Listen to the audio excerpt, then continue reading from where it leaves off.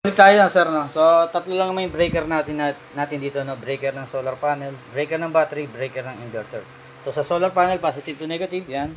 200 watts, pwede isa hanggang dalawa. Parallel connection lang, sasabay mo lang rin dito, no? So ngayon isa lang yan. Lahat ng wire natin dito is color coded, no? Red is positive, black is negative, ganun din dito. Red is positive, black is negative. So pare-parehas yan. So pure copper yung mga wire natin yan. Then ito yung mismong connection ng battery, no? Yan, dalawa. Battery clamp. So previous lang yung wire natin, no, for umpisa. Pwede mo lagyan ng terminal lag, walang problema, no. So palitan mo na mas makapal, wala rin problema. So previous lang natin yan. Okay, so yan.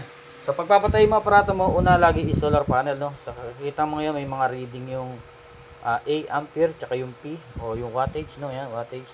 Pag in-off mo yan, yung solar panel mo, mawawala yung mga reading yan. Okay, so unahin yung solar panel patayin, then yung inverter. Okay, so huli yung battery natin. Yan. Okay.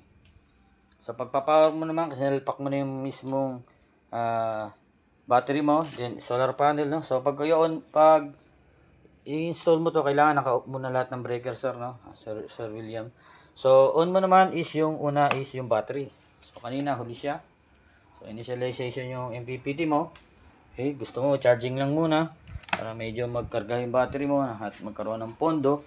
Okay, so ayan, magkakaroon na siya ng harvest, no? Then ang inverter, ayan. So makita mo hindi umilaw LED red kasi na-reset na yan natin, no? So ibig sabihin yan, hindi niya na-reach yung 13.2.